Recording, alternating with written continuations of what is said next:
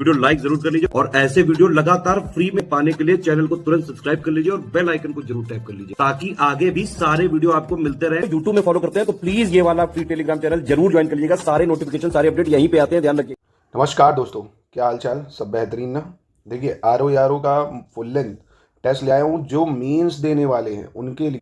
31 जनवरी 1 फरवरी को मेंस लगा हुआ है ना, उसके लिए, और जो आगे आरओ 2026 के लिए प्रिपेयर होने चाह रहे हैं ना, उनके लिए भी एकदम latest and pattern official syllabus के एक एक पॉइंट को कवर करेगा। आरओ प्री मेंस दोनों के लिए बहुत ज़रूरी है। आरओ मेंस की तैयारी आप कर सकते हो, हमारे ग्रुप चल रहे हैं स्टडी फॉर सिविल सर्विसेज में। जितना हम देंगे बस उतना आपको पढ़ना होगा टू द पॉइंट, ठीक है। आराम से पूरी तैयारी हो जाएगी, हिंदी की, कन्वेंशनल हिंदी की, है ना, एमसीक्यू वाले हिंदी की, सब कुछ ऐसे से लेके जीएस वीएस सब, ठीक है। तो इन नंबरों पे कांटेक्ट कर लीजिए अगर आप जानकारी और अधिक प्राप्त करना चाहते हैं पेड ग्रुप में जुड़ने के लिए। अब ये सवाल है पहला आपके सामने, इसमें आपको मिलान करना है। ये पाकिस्तान के प्रांत है, प्रोविंसेस हैं और राजधानियाँ, है ना। पंजाब, सिंध, बलूचिस्तान, खैबर पख्तूनख्वा। अब देख रहे हो पाकिस्तान कितना न्यूज़ में, धुरंधर मूवी क्या ताबड़तोड़ चल रही है ना, गजब की। तो उसके लिए ये न्यूज़ में पूछ सकता है आपसे, है ना। हर चीज़ पे पैनी नज़र बनाते हैं हम लोग। देखो बताओ भाई, राजधानी जैसे हम लोग बात करें अगर पंजाब प्रोविंस की पाकिस्तान में, तो इसकी राजधानी क्या है भाई, लाहौर, है ना। पाकिस्तान में पंजाब प्रोविंस की राजधानी लाहौर है। सिंध की राजधानी की बात करें अगर, तो सिंध की राजधानी क्या है, कराची, है ना। सिंध की राजधानी कराची हो जाएगी।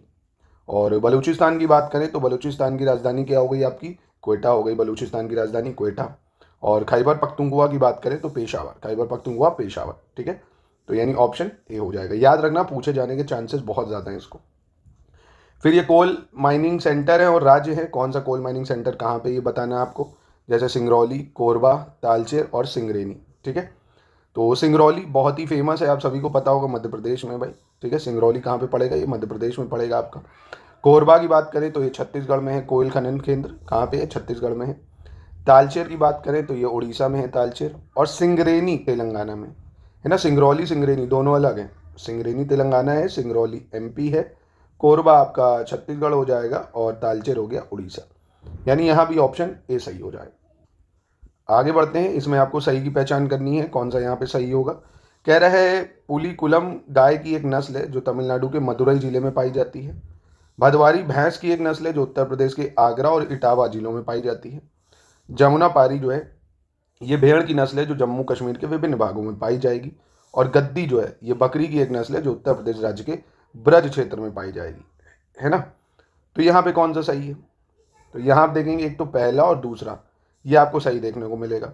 जमुना पारी की बात करें, ये बकरी की नस्ल है, ना कि भेड़ की। जमुना पारी क्या है, बकरी की नस्ल है और ये पाई जाएगी जमुना पारी उत्तर प्रदेश के ब्रज क्षेत्र में, है ना, यूपी के ब्रज क्षेत्र में। और वहीं गद्दी जो है ये भेड़ की नस्ल है, ये आपकी जम्मू कश्मीर में पाई जाती है। और ट्राइब भी है गद्दी जो जम्मू कश्मीर में पाई जाती है, अगर आपने पढ़ा हो, है ना। तो 1-2 सही। तीसरा कह रहा है अर्मेनिया, बेलारूस, कजाकिस्तान, किर्गिस्तान, रूस जैसे देश 1 जनवरी 2015 को स्थापित निम्नलिखित में से किस संगठन के सदस्य हैं भाई।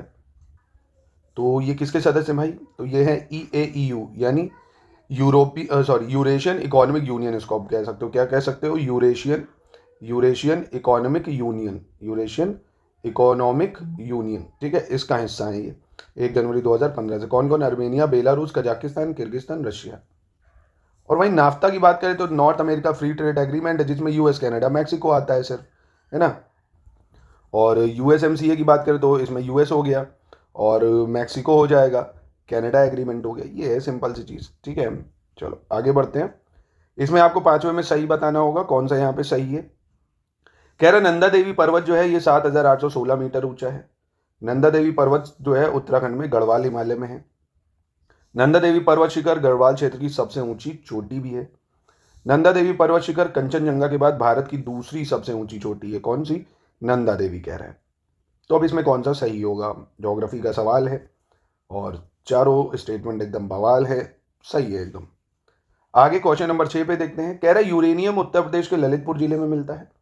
राजस्थान भारत में शीशा उत्पादन यानी लेड के प्रोडक्शन में सबसे आगे है और एकमात्र राज्य है।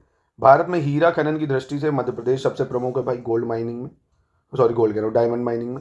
और उड़ीसा में निकल का सबसे बड़ा भंडार है, निकल का सबसे लार्जेस्ट रिजर्व है उड़ीसा में।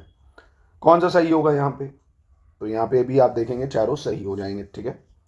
क्वेश्चन नंबर 7 में देखते हैं, सही की पहचान करनी है आपको। भारत में पहली कपास मिल कह रहा है 1818 में कोलकाता के पास फोर्ट ग्लोस्टर में स्थापित की गई थी, लेकिन यह व्यावसायिक रूप से असफल रही थी। भारत का सबसे बड़ा पेट्रो रसायन कारखाना कह रहा है गुजरात राज्य के जामनगर में है। और पहला सरकारी स्वामित्व वाला जो संयंत्र है 1959 में भारत में झारखंड के सिंदरी में स्थापित किया गया था। तो कौन सा सही होगा भाई यहाँ पे? तो यहाँ आप देखेंगे पहला दूसरा सही है, तीसरा गलत हो जाएगा यहाँ पे, क्योंकि पहला गवर्नमेंट ओन प्लांट की अगर बात करें तो ये सिंदरी में तो लगा पर 1951 में लगा। ठीक है, सरकारी स्वामित्व वाला संयंत्र 1951 में लगा ये झारखंड में सिंदरी में। चलो अगला, ये नदी बेसिन है, रिवर बेसिन है, इनको एरिया के क्रम में आपको लगाना है, आरोही क्रम में, यानी असेंडिंग ऑर्डर में। असेंडिंग मतलब एक तरह से छोटे से बड़ा किसका है ड्रेनेज पैटर्न। तो जैसे गोदावरी है, कृष्णा है, ब्रह्मपुत्रा है, महानदी है। तो यहाँ अगर हम बात करें सबसे बड़ा किसका रिवर बेसिन होगा, तो आप आराम से बता सकते हो सर सबसे बड़ा गोदावरी का है, जो कि मुझे ए में दिख रहा है, तो ऑप्शन ए हो जाएगा, है ना। गोदावरी का रिवर बेसिन सबसे बड़ा है। रिवर बेसिन जरूर कर लेना, एग्जाम में पूछ सकता है आपसे। जैसे गोदावरी का अगर मैं बात करूं तो ये लगभग आपको दिखेगा 3,02,063 स्क्वायर किलोमीटर, ये ऐसे ही है 2,54,000, है ना। और ब्रह्मपुत्रा की बात करें 1,86,85,000 मिलेगा आपको। और गंगा महानदी तो काफ़ी छोटा है, 1,39,000, है ना। तो एक मोटा मोटा आइडिया ले लेना बस, टॉप 10 रिवर बेसिन का पूछ लेता है एग्जाम में, बड़े से छोटे में आइडिया ले लेना बस। एक क्वेश्चन 9 में कौन सा कह रहा है सुमेलित नहीं है, ये आपको बताना होगा यहाँ पे कौन सा सही मैच नहीं कर रहा है। दुनिया की सबसे बड़ी लवणीय झील, largest salt water lake Caspian Sea, fresh water lake Superior, और highest altitude lake lake Titicaca जो कि कनाडा में कह रहा है, deepest lake in the world lake Baikal Siberia. तो यहाँ पे कौन सा गलत हो जाएगा? तो देखिए highest altitude lake lake Titicaca तो है, पर ये कनाडा में नहीं है, ये साउथ अमेरिका का जो बोलीविया कंट्री है वहाँ पे पड़ेगा। कहाँ पे पड़ेगा आपका? बोलीविया, ठीक है। और इसकी बोलीविया की राजधानी क्या है भाई? लापाज, है ना। चलो अगला देख लेते हैं। कह रहे हैं द स्लोप ऑफ लेसर यानी middle Himalayas are covered with coniferous forest and grassy meadows known by various local names. यानी हिंदी में कहें तो जो मध्य हिमालय इसकी ढलाने शंकुधारी जंगलों और घास के मैदानों से ढकी हुई हैं, जिन्हें विभिन्न स्थानीय नामों से जाना जाता है। तो किन नामों से इनको जानते हैं भाई हम लोग? इन्हें कश्मीर में मर्ग या गुलमर्ग आप कहते हो, उसके नाम से जानते हैं। उत्तराखंड में इन्हें बुग्याल और पयार के नाम से जाना जाता है। हिमाचल प्रदेश में इन्हें डुआर या दून के नाम से जाना जाता है। कौन सा सही होगा यहाँ पे? तो यहाँ आप देखेंगे पहला और दूसरा सही है, तीसरा गलत हो जाएगा यहाँ पे। तीसरा गलत है क्योंकि डुआर और दून जो है ये जो मध्य क्षेत्र है ना, मध्य क्षेत्र, वहाँ पे इसको बोलते हैं डुआर या डून वगैरह। बाकी याद रखना बुग्याल वगैरह ये हम उत्तराखंड में बोलते हैं, मर्ग बोलते हैं अपना कश्मीर वगैरह में। 11 में कह रहा है कौन सा देश मध्य अफ्रीकी देश नहीं है? Which among the following country is not central African country? Cameroon, Djibouti, Chad या गैबन? सेंट्रल अफ्रीकन कंट्री कौन इसमें से नहीं होगा? तो यहाँ पे देखिए मध्य अफ्रीकन कंट्री बहुत सारी, Cameroon, central African republic, Chad, republic of Congo, democratic republic of Congo, है ना, और इक्वेटोरियल गिनी, गैबन। चैड जो है नहीं, चैड भी होगा, जिबूती नहीं होगा आपका, है ना। जिबूती तो आपको पता होगा इधर ईस्टर्न साइड पड़ता है, ये ईस्ट अफ्रीकन कंट्री हो जाता है भाई। ईस्ट अफ्रीकन है भाई, वेस्टर्न अफ्रीकन है ना, साउदर्न है, नदर्न है, सेंट्रल है। मैप से ये चीज़ आप कर सकते थे अगर मैप आपने देखा हो, जिबूती नहीं होगा। चलो 12 में गलत की पहचान करनी है आपको, कौन सा गलत होगा यहाँ पे, इनकरेक्ट बताना है। कह रहे कोलंबो बंदरगाह जो है, ये कोलंबो पोर्ट श्रीलंका का सबसे बड़ा जो है बिजिएस्ट पोर्ट है। और ऐसे ही काला सागर स्थित नोवोरिजिस्क बंदरगाह या नोवोरिजिस्क पोर्ट जो है माल ढुलाई के मामले में फ्रांस का सबसे बड़ा और व्यस्ततम बंदरगाह है। और वैंकूवर बंदरगाह कनाडा का सबसे बड़ा है ये पोर्ट। और ओडेसा, कौन सा? ओडेसा वाणिज्यिक समुद्री बंदरगाह यूक्रेन का सबसे बड़ा बंदरगाह है। तो ये 4 पोर्ट आपके कवर हो रहे हैं, ओडेसा, वैंकूवर वाला और नोवोरिजिस्क और आपका कोलंबो पोर्ट। कौन सा गलत है? देखिए नोवोरिजिस्क ये आपका रशिया का पोर्ट है ना कि फ्रांस का, है ना, तो यहाँ रशिया हो जाएगा। याद रखना मिलान में आपसे पूछ सकता है। ऐसे ही शानदार टेस्ट आप लगाइए CS के, दे देंगे हम आपको मेंस के लिए, आपके हेल्पफुल होंगे काफ़ी ज़्यादा। क्वेश्चन नंबर 13 में सही बताना है। काला सागर जो है कह रहा है बाल्कन प्रायद्वीप के पूर्व में स्थित है। काला सागर पूर्वी यूरोप में पूर्वी यूरोपीय मैदान के दक्षिण में स्थित है। काला सागर काकेशस के पश्चिम में स्थित है। काला सागर पूर्वी एशिया में अनातोलिया के उत्तर में स्थित है। कौन सा यहाँ पे सही होगा? तो यहाँ आप देखेंगे 1 2 3 सही है भाई। Black Sea lie north of Anatolia, ये गलत हो जाएगा। ब्लैक सी जो है ये आपको दिखेगा north of Anatolia in Western Asia, पश्चिमी एशिया में आना चाहिए ये, ठीक है। क्वेश्चन नंबर 14 में सही बताना है आपको। अंटार्कटिका के ग्लेशियर में पृथ्वी का 90% बर्फ भंडार मौजूद है, कह रहा है। पृथ्वी का 70% ताज़ा पानी अंटार्कटिका महाद्वीप में मौजूद है। माउंट एरबस कह रहा है अंटार्कटिका का एक सक्रिय ज्वालामुखी है, एक्टिव वॉल्केनो है, जो रॉस आइलैंड पे है। अंटार्कटिका की सबसे ऊंची चोटी जो है विंसन मैसिव, ये एल्सवर्थ पर्वत श्रृंखला में स्थित है, जो एक तटीय भाग है ना। हाईएस्ट पीक जो अंटार्कटिका की वो विंसन मैसिव है। तो कौन सा यहाँ पे सही हो जाएगा भाई? तो यहाँ पे आप देखेंगे चारों स्टेटमेंट बिल्कुल करेक्ट हो जाएंगे, ठीक है। अब क्वेश्चन नंबर 15, इसमें सही की पहचान करनी है।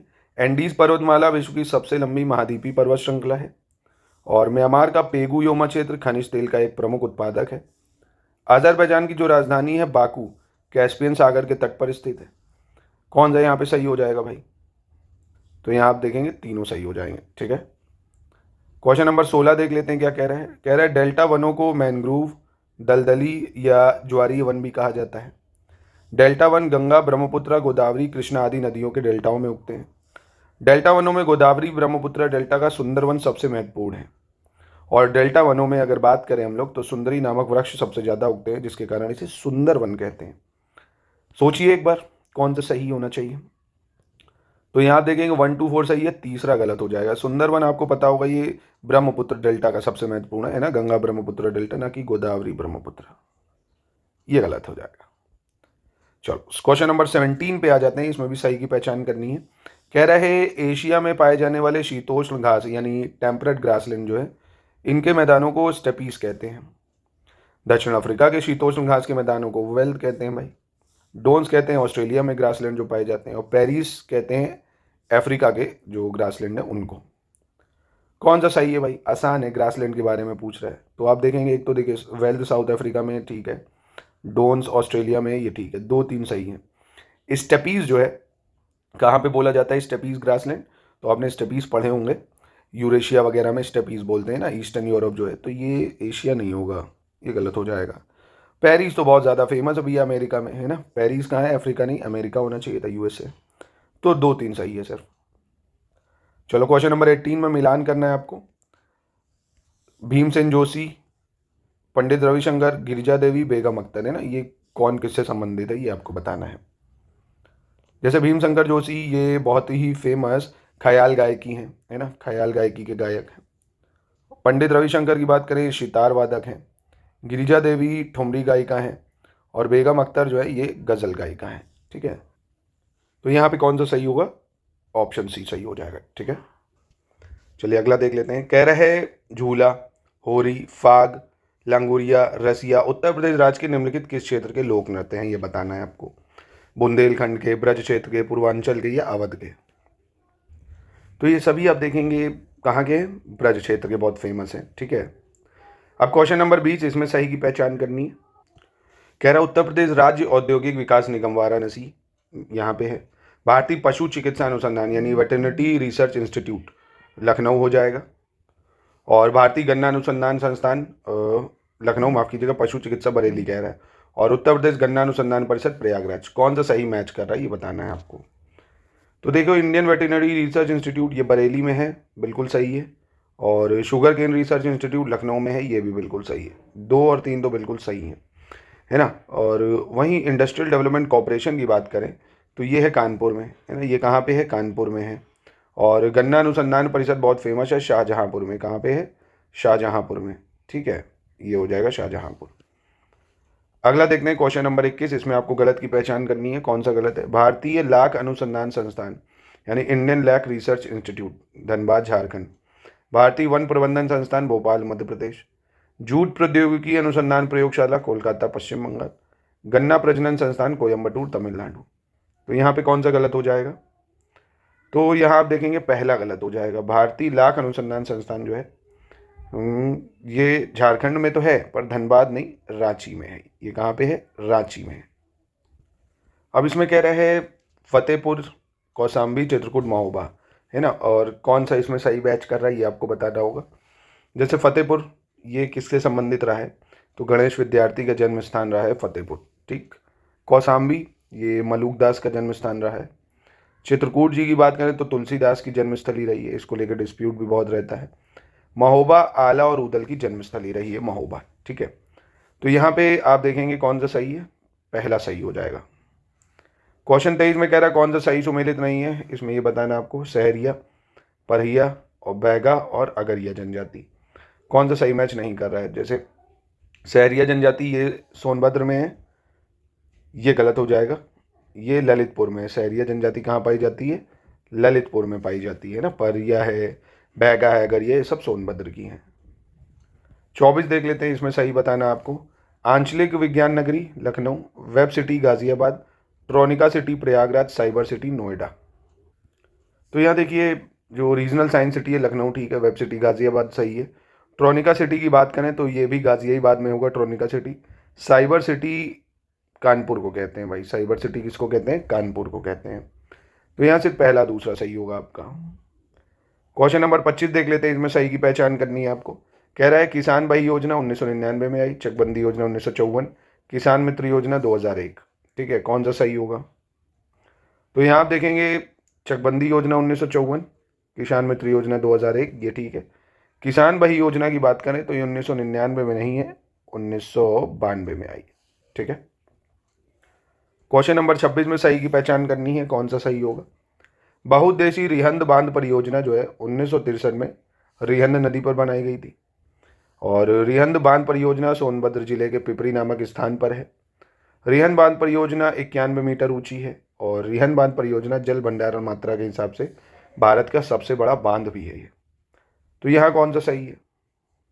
तो यहाँ आप देखेंगे चारों स्टेटमेंट बिल्कुल करेक्ट हो जाएंगे। अगले में कह रहा है निम्नलिखित में से कौन सा सही सुमेलित नहीं है बताना है कर्नाटका के संबंध में। अंसी राष्ट्रीय उद्यान, परियर नेशनल पार्क या बंदीपुर नेशनल पार्क और बेनेर घट्टा राष्ट्रीय उद्यान, कौन सा इसमें सही नहीं है। तो इसमें आप देखेंगे एक परियर राष्ट्रीय उद्यान जो है, परियर राष्ट्रीय उद्यान ये आपको कहाँ देखने को मिलेगा, परियर राष्ट्रीय उद्यान केरल में। कहाँ पे है ये, केरल में है। और बाकी अंशी, बंदीपुर, बेन्नार घट्टा ये सब कर्नाटका में हो जाएंगे। क्वेश्चन नंबर 28 देखते हैं, इसमें गलत बताना है कौन सा है। इकोटोन जो है इसको प्रकृति की एक कार्यात्मक इकाई के रूप में जाना जाता है, यानी फंक्शनल यूनिट है नेचर की। महासागर विश्व का सबसे बड़ा पारिस्थितिकी तंत्र है, ocean is world largest ecosystem. पृथ्वी पर विद्यमान जल मंडल जो है लगभग 97% समुद्री जल है, और समुद्री जल में सोडियम क्लोराइड सबसे प्रचुर मात्रा में पाया जाने वाला लवण है। 85% इसमें सॉल्ट होता है। कौन सा गलत हो जाएगा भाई। तो यहाँ इकोसिस्टम जो है, इकोसिस्टम वो फंक्शनल यूनिट है, इकोटोन नहीं। ये तो ट्रांजिशन जोन है ना, ये क्या है, ट्रांजिशन जोन होता है। इकोसिस्टम फंक्शनल यूनिट होती है। ठीक है, तो ये गलत है बस। 29 देखते हैं, इसमें सही बताना है आपको कौन सा सही होगा। कार्बन क्रेडिट के द्वारा ग्रीन हाउस गैस उत्सर्जन को रोका जा सकता है। ग्रीन हाउस प्रभाव की खोज जोसेफ फूरियर ने 1824 में की थी। ग्रीन हाउस गैसें पृथ्वी के लिए एक आवरण का काम करती हैं। ओजोन सांद्रता की जो इकाई है वो डॉप्सन है। ठीक है, तो यहाँ कौन सा सही हो जाएगा। तो यहाँ 2, 3, 4 ठीक है, पहला गलत हो जाएगा। ग्रीन जो कार्बन क्रेडिट के द्वारा ग्रीन हाउस गैस उत्सर्जन को रोका जा सकता है, ये गलत हो जाएगा आपका। कार्बन ट्रेडिंग नहीं, मतलब कार्बन क्रेडिट नहीं, कार्बन ट्रेडिंग होना चाहिए, है ना। कार्बन ट्रेडिंग के द्वारा रोक सकते हैं हम। चलो याद रखना, आगे बढ़ते हैं। भारत में किस रामसर साइट को 2024 में मान्यता दी गई है, कह रहा है। खेचियो पालरी वेटलैंड सिक्किम, उधवा झील झारखंड और खीचन राजस्थान और नाग पक्षी अभ्यारण्य बिहार। 2024 में कह रहा है किसको मान्यता मिली है वेटलैंड की, रामसर साइट। तो यह नागी बर्ड सेंचुरी बिहार की। ठीक है, बाकी इन सबको 2025 में मिली है, तो लेटेस्ट में है, पूछा जा सकता है 2025 में इनको मिली है। ठीक है। और दोस्तों हमारे मेंस के लिए अगर आप जुड़ना चाहते हैं, हमारे पेड ग्रुप चल रहे हैं। जीएस की पूरी तैयारी आप 120 नंबर की कर सकते हैं। 100 डे वाइज क्लासेज में पूरे नोट्स भी मिल जाएंगे, और 10 फुल एंड टेस्ट भी इसमें हम आपको प्रोवाइड कर देंगे। रिकॉर्डेड क्लासेज भी, कन्वेंशनल हिंदी की पूरी तैयारी और 60 नंबर ऑब्जेक्टिव की भी पूरी तैयारी। इसमें टेस्ट सीरीज़ भी आपको मिलेगी, मेंस वाली टेस्ट सीरीज लिखने वाली पूरी प्रॉपर चेकिंग के साथ। निबंध की भी पूरी तैयारी कर सकते हैं, पेड क्विज भी इसमें मिल जाएगा। यानी पूरी तैयारी मेंस की आप कर सकते हैं स्टडी फॉर सिविल सर्विसेज में, इन नंबर पर कॉन्टैक्ट करके। और RO 2026 की एकदम शुरुआत से सिलेक्शन तक की तैयारी करना चाहते हैं, उसके भी बैच हमारे चालू हो चुके हैं। फुल पेड ग्रुप है, इसमें बहुत सारे फीचर्स हैं। आपके जीएस की क्लास, हिंदी की class with notes, current affairs, सब कुछ आपको मिल जाएगा विद डाउट क्लियरेंस। कंप्लीट तैयारी 5000 में आप कर सकते हैं। अलग से पेड क्विज या टेस्ट सीरीज लेना चाहते हैं, वो भी आपको 1000 रुपये में 60 टेस्ट मिल जाएंगे स्टडी फॉर सिविल सर्विसेज के। और पेड क्विज मिल जाएगा जिसमें हम मोस्ट एक्सपेक्टेड आपको हज़ारों क्वेश्चन की प्रैक्टिस कराएंगे, 8 से 9000 अति संभावित प्रश्न, जीएस और हिंदी मिला के। ठीक है। तो इन नंबर पे आप इसके लिए भी कांटेक्ट कर सकते हैं, या हमारे ऐप को डाउनलोड कर लीजिए, Gyan study for civil services app पे ये चीज़ें मिल जाएंगी आपको, ROAR की। अब अगला कह रहा है इसमें से गलत पहचानना है आपको। कह रहे हैं मिजोरम का कैबुल लामजाओ राष्ट्रीय उद्यान जो है दुनिया का एकमात्र तैरता हुआ राष्ट्रीय उद्यान यानी फ्लोटिंग नेशनल पार्क है।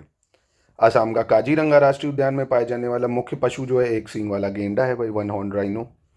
भारत का पहला बायोस्फीयर रिजर्व, इसकी स्थापना 1986 में नीलगिरी बायोस्फीयर रिजर्व के तौर पे हुई थी। और सुंदरवन दुनिया का सबसे बड़ा मैनग्रोव वन है, जिसे सुंदरी मतलब जिसमें सुंदरी पाई जाती है। सुंदरी वो विश्व सुंदरी वाली महिलाएं नहीं, मतलब सुंदरी ट्री पाई जाती है, ठीक है। जो आप लोग पहुंच जाओ सुंदरवन, ठीक है। चलो तो पहले ही गलत है भाई। केबुल लामजाओ नेशनल पार्क मिजोरम में नहीं है, मणिपुर में है ना, जो कि तैरता हुआ नेशनल पार्क है एकमात्र, मिजोरम में नहीं है, मणिपुर में है।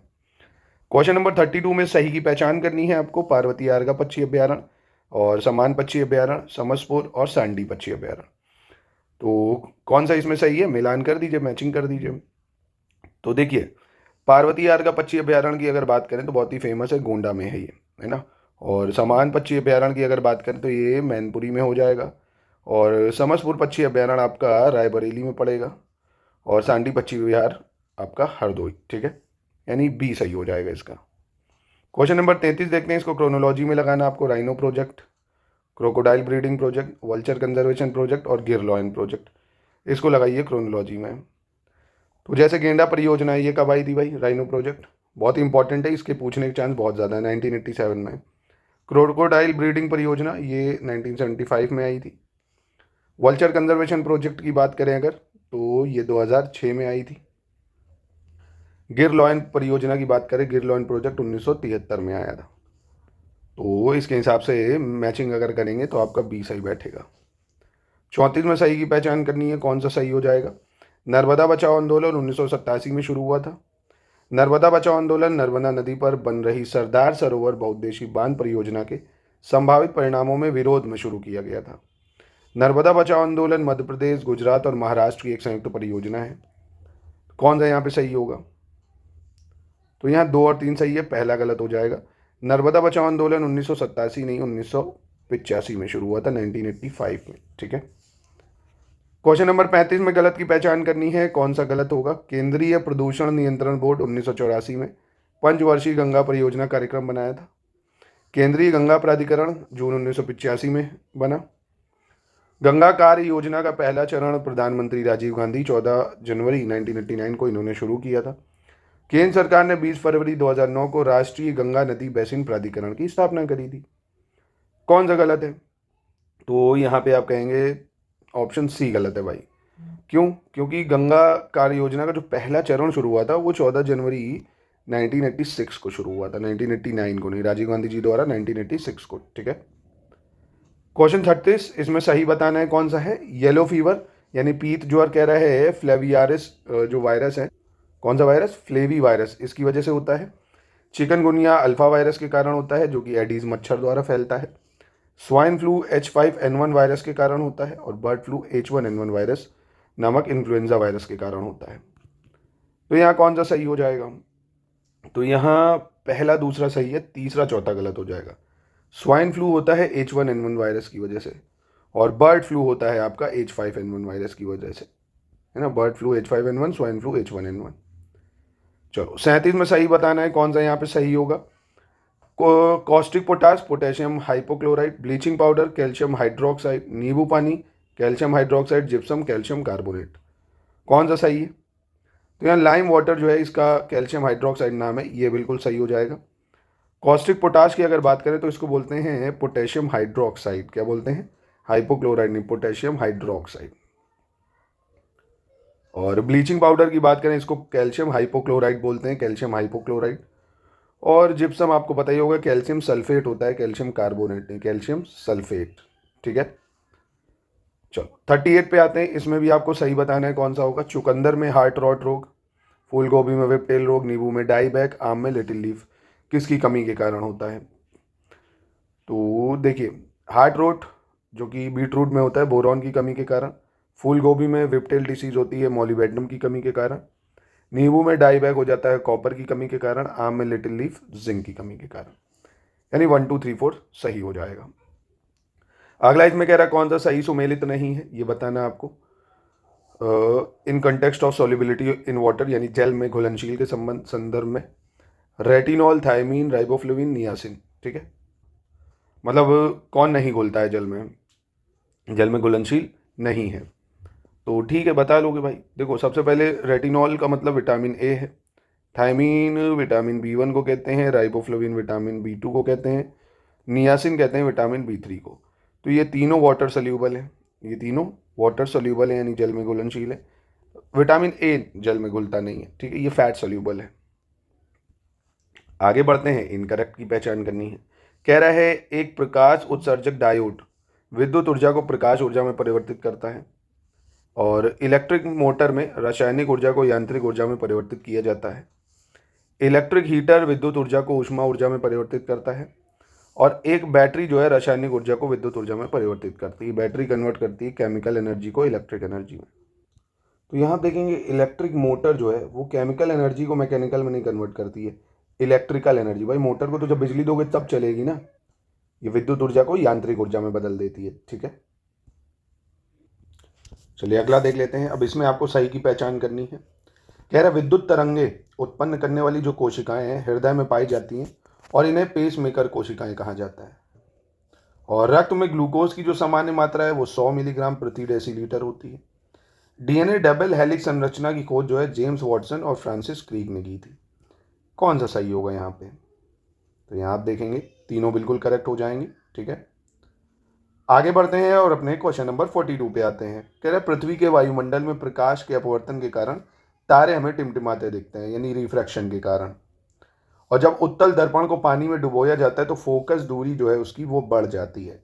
कॉन्वेक्स मिरर की बात कर रहा है। हुक का नियम कहता है कि तनाव जो है विकृति वक्र के रैखिक भाग में मान्य है, यानी ये कहता है Hooke's law is valid only in the linear part of the stress strain curve. तो यहाँ पे पहला और तीसरा सही है, क्योंकि यहाँ होना चाहिए था कॉनकेव मिरर। कॉनकेव मिरर यानी अवतल दर्पण को जब आप पानी में डुबोएंगे तो उसकी फोकस दूरी जो है बढ़ जाती है। ठीक है, अवतल दर्पण की, यानी 1 और 3 सही है। 43 में सही की पहचान करनी है भाई, कौन सा यहाँ पे सही होगा। जब पारा किसी धातु के साथ मिलकर मिश्र धातु बनाता है तो उसे अमेलगम कहते हैं। टाइटेनियम धातु का उपयोग फोटो इलेक्ट्रिक सेल में किया जाता है। पोटेशियम सल्फेट को पर्ल ऐश कहा जाता है। और गाइगर मूलर काउंटर एक प्रकार का कण संसूचक है जो आयनकारी विकिरण को मापता है। कौन सा यहाँ सही हो जाएगा? तो यहाँ सिर्फ पहला चौथा सही है, दूसरा तीसरा गलत हो जाएगा, क्योंकि इलेक्ट्रिक सेल में जो हम उपयोग करते हैं वो हम करते हैं सेलेनियम का उपयोग। किसका उपयोग करते हैं? सेलेनियम का, है ना, सेलेनियम का उपयोग करते हैं। और पर्ल ऐश की बात करें तो पोटेशियम कार्बोनेट को पर्ल ऐश कहते हैं। किसको कहते हैं? पोटेशियम कार्बोनेट को। जो पोटेशियम कार्बोनेट है उसको पर्ल ऐश कहा जाता है। अगला देख लेते हैं क्वेश्चन नंबर 44। सर्वाधिक आयनन विभव वाला तत्व यानी हाईएस्ट आयनाइजेशन पोटेंशियल हीलियम का है। सबसे अधिक क्रियाशील धात्विक तत्व फ्लोरीन है। सबसे अधिक क्रियाशील अधातु तत्व सीजियम है। सबसे अधिक आघात वर्धनीय तत्व सोना है, यानी मोस्ट मेलिएबल एलिमेंट गोल्ड है। तो यहाँ कौन सा सही हो जाएगा? तो यहाँ सिर्फ पहला चौथा सही है ना। हाईएस्ट आयनाइजेशन पोटेंशियल हीलियम हो गया, मोस्ट मेलिएबल एलिमेंट गोल्ड हो गया। ठीक है, रिएक्टिव मेटलिक एलिमेंट की अगर बात करें तो यहाँ सीजियम होना चाहिए था, और most reactive non metal element यहाँ पे आपका फ्लोरीन होना चाहिए, है ना। इसको इंटरचेंज कर लो। आगे बढ़ते हैं क्वेश्चन नंबर 45 में, यहाँ भी सही बताना है आपको। कह रहा है एंजाइम जो है वो ऐसे प्रोटीन होते हैं जो सक्रियण ऊर्जा को कम करके और सक्रिय स्थलों पर सबस्ट्रेटस को बांधकर रासायनिक प्रतिक्रियाओं को तेज करते हैं। यानी enzymes are protein that speed up chemical reactions by decreasing activation energy and binding substrates at active sites. Enzyme शरीर के जैव उत्प्रेरक होते हैं जो जैव रासायनिक प्रतिक्रियाओं को तेज करते हैं और विभिन्न कारकों द्वारा नियंत्रित होते हैं। अमीनो एसिड एंजाइमों की एक श्रृंखला होती है, और ग्रेस्टिन मानव शरीर में एक पाचक एंजाइम नहीं है। अब सोचो, पढ़ा होगा अगर साइंस का तभी कर पाओगे भाई इसको, कि यहाँ आप कहोगे सर चारों सही हैं यहाँ। अगला देख लेते हैं 46। इसमें सही बताना है आपको। कह रहा है पराग विज्ञान, ऑन्कोलॉजी और टेरेटोलॉजी और ऑस्ट्रियोलॉजी, उसके बारे में सवाल है। कौन सा सही है? पराग विज्ञान या पैलिनोलॉजी विभिन्न प्रकार के परागणों का अध्ययन है। शारीरिक विकास में असमानताओं के अध्ययन को ऑन्कोलॉजी बोलते हैं। टेरेटोलॉजी कैंसर से संबंधित ट्यूमर का अध्ययन। हड्डियों के अध्ययन को ऑस्ट्रियोलॉजी। तो यहाँ आप देखेंगे पहला और चौथा सही है, दूसरा तीसरा गलत हो जाएगा। कैंसर और संबंधित ट्यूमर के अध्ययन को ऑन्कोलॉजी बोलते हैं। टेरेटोलॉजी बोलते हैं शारीरिक विकास में असमानताओं के अध्ययन को। ठीक है। 47 में सही बताना है आपको। कीटों में गैस विनिमय के लिए वायु नलिकाओं का एक जाल होता है जिसे श्वसन नली बोलते हैं। लैक्टिक अम्ल के संचय में या लैक्टिक अम्ल के संचय से मांसपेशियों में ऐंठन होती है। ऑक्सीजन युक्त वायु को शरीर में लेने को अंतःश्वसन कहते हैं और कार्बन डाइऑक्साइड युक्त वायु को शरीर में छोड़ने को उच्छ्वास कहते हैं, यानी एक्सहेलेशन बोलते हैं जो आप CO2 छोड़ते हो, इनहेलेशन बोलते हैं जो आप ऑक्सीजन इनहेल करते हो। तो कौन सा यहाँ पे सही हो जाएगा? तो यहाँ आप देखेंगे चारों सही हो जाएंगे। 48 में आपको गलत की पहचान करनी है। कौन सा गलत है? क्षय रोग की बात कर रहा है, यानी क्षय रोग से बचाव के लिए बच्चे के जन्म के तुरंत बाद बैसिलस कैलमेट ग्यूरिन वैक्सीन लगवाना चाहिए। हैजा एक संक्रामक आंत्रशोथ है जो विब्रियो कोलेरा नामक वायरस के कारण होता है। मलेरिया एक जानलेवा बीमारी है जो परजीवियों के कारण होती है और संक्रमित मादा एनोफिलीज मच्छरों के काटने से लोगों में फैलती है। कौन सा गलत है भाई यहाँ? तो यहाँ गलत है ऑप्शन नंबर बी। ठीक है, क्योंकि हैजे की बात करें अगर तो एक संक्रामक अंतराशोथ तो है और ये जीवाणु है, वायरस नहीं है ना। वायरस ना होके ये जीवाणु है भाई, जीवाणु, यानी इंग्लिश में बोले तो बैक्टीरिया। 49 में भी सही की पहचान करनी है। धमनियाँ रक्त ले जाती हैं जो कार्बन डाइऑक्साइड से भरा होता है, कह रहा arteries carry blood which is filled with carbon dioxide. अशुद्ध रक्त का संचार जो है वो फुफ्फुसीय धमनी के कारण होता है, पल्मोनरी आर्टरी के कारण। और जो पल्मोनरी आर्टरी है या फुफ्फुसीय सिरा है, पल्मोनरी वेन जो है, रक्त वाहिकाएं फेफड़ों से हृदय तक स्वच्छ रक्त ले जाती हैं। और मानव शरीर के रक्त बैंक को प्लीहा कहा जाता है, यानी blood bank of human body is called spleen. कौन सा यहाँ पे सही होगा? तो यहाँ आप देखेंगे 2, 3, 4 सही है, पहला गलत हो जाएगा। धमनियाँ रक्त ले जाती हैं, ठीक है, पर ये ऑक्सीजन से भरा होता है, कार्बन डाइऑक्साइड से नहीं। किससे? ऑक्सीजन से भरा होता है। चलो अगला 50 नंबर पे आ जाते हैं। इसमें आपको वो मिलान कर देना है। 16 सितंबर को क्या मनाते हैं, 9 अगस्त को क्या मनाते हैं, 2 फरवरी को क्या मनाते हैं, 16 अक्टूबर को क्या मनाते हैं। तो 16 सितंबर को हम लोग मनाते हैं विश्व ओजोन दिवस, वर्ल्ड ओजोन डे। हज़ारों बार ये प्रश्न पूछा गया है, याद रखना। और 9 अगस्त को हम लोग क्या मनाते हैं भाई? वर्ल्ड ट्राइबल डे मनाते हैं। 9 अगस्त को क्या मनाते हैं? World tribal day. 2 फरवरी को वेटलैंड डे मनाते हैं, विश्व आर्द्रभूमि दिवस। और 16 अक्टूबर को विश्व खाद्य दिवस या वर्ल्ड फूड डे। ए सही हो जाएगा। ठीक है, चलो आगे बढ़ते हैं। क्वेश्चन नंबर 51, इसमें गलत बताना है, ध्यान से पढ़ लीजिएगा। कह रहा केंद्रीय मंत्री नितिन गडकरी और मुख्यमंत्री डॉक्टर मोहन यादव ने 23 अगस्त 2025 को मध्य प्रदेश के जबलपुर में 7 किलोमीटर लंबे फ्लाईओवर का उद्घाटन किया है। मध्य प्रदेश सरकार ने 21 अगस्त 2025 को राज्य के सभी नगरीय निकायों में गीता भवन केंद्र स्थापित करने की घोषणा कर दी है। और महाराष्ट्र के अमरावती जिले में प्रधानमंत्री मोदी ने 19 सितंबर 2025 को भारत के पहले PM मेगा टेक्सटाइल और अपैरल पार्क की जो है आधारशिला रखी भाई। अपैरल पार्क की, अप्रैल कह रहा हूँ, अपैरल पार्क की। कौन सा गलत है यहाँ? करंट अफेयर्स का सवाल है, कोई गलत नहीं हो जाएगा, तीनों बिल्कुल करेक्ट हो जाएंगे। ठीक है, अब 52 इसमें आपको सही की पहचान करनी है। कौन सा सही होगा? कह रहा है इंडिया इलेक्ट्रिक मोबिलिटी इंडेक्स जो है 4 अगस्त 2025 को नीति आयोग द्वारा जारी किया गया। इस सूचकांक में उत्तर प्रदेश राज्य को आंध्र प्रदेश के साथ 10वां स्थान दिया गया है। इस सूचकांक में केंद्र शासित प्रदेश दिल्ली को शीर्ष 10 राज्य या केंद्र शासित प्रदेशों के अंतर्गत पहला स्थान दिया गया है। तो यहाँ कौन सा सही हो जाएगा? तो यहाँ आप देखेंगे तीनों सही हो जाएंगे। चलो क्वेश्चन नंबर 53 देख लेते हैं। इसमें अब आपको सही की पहचान करनी है, कौन सा सही होगा। Press registrar general of India ने हाल ही में 19 अगस्त 2025 को प्रेस सेवा पोर्टल शुरू किया। प्रेस सेवा पोर्टल एक डिजिटल सिंगल विंडो प्लेटफॉर्म है जिसका उद्देश्य नौकरशाही की लाल फीताशाही को खत्म करना और प्रकाशकों के लिए व्यापार में आसानी सुनिश्चित करना है। प्रेस सेवा पोर्टल की बात कर रहा है, ये भी करंट पे बेस्ड सवाल है। दोनों सही हो जाएंगे, याद रखिएगा। 54 नंबर देख लेते हैं, सही बताना है यहाँ पे। फीफा वर्ल्ड कप 2025 कह रहा है प्रतियोगिता का 21वां संस्करण 14 जून से 13 जुलाई 2025 तक हुआ है। पहली बार 6 महाद्वीप 32 फुटबॉल क्लबों ने 2025 फीफा क्लब में भाग लिया है। और चेल्सी मेटलाइफ स्टेडियम में पेरिस सेंट जर्मन के खिलाफ 3-0 की प्रभावशील जीत के साथ दूसरी बार विश्व चैंपियन बन गई है। बताइए कौन सा सही है। तो स्पोर्ट्स के करंट भी बहुत पूछे जा रहे हैं इस टाइम, तो तीनों यहाँ याद रखिएगा, सही है स्टेटमेंट। क्वेश्चन 55 में आपको अब सही बताना है। कह रहा है हुरोन रिसर्च इंस्टीट्यूट द्वारा हाल ही में हुरोन ग्लोबल यूनिकॉर्न इंडेक्स जारी किया गया है। इस सूचकांक में 758 अंकों के साथ चीन को प्रथम स्थान दिया गया है और 64 अंकों के साथ भारत को तीसरा स्थान दिया गया है। कौन सा यहाँ पे सही हो जाएगा। तो यहाँ आप देखेंगे पहला तीसरा सही है। चीन को बात करें अगर तो प्रथम स्थान नहीं है, चीन का दूसरा स्थान है ना। और 758 अंक मिले अमेरिका को पहले स्थान पे। तो याद रखना पहला तीसरा, ठीक है। चलो इसके बाद भारत में मातृ मृत्यु दर पे बेस सवाल है नमूना पंजीकरण प्रणाली के आधार पे। Bharat, Bihar, MP, Chhattisgarh maternal mortality rate कहाँ पे कितना है। भारत का मैटरनल मोर्टिलिटी रेट या मातृ मृत्यु अनुपात है 88, बिहार का है 104, MP का है 142 और छत्तीसगढ़ का कितना है 146। ठीक है, याद रखिएगा। तो यहाँ पे ए हो जाएगा। 57 में सही की पहचान करनी है, कौन सा सही होगा आपका।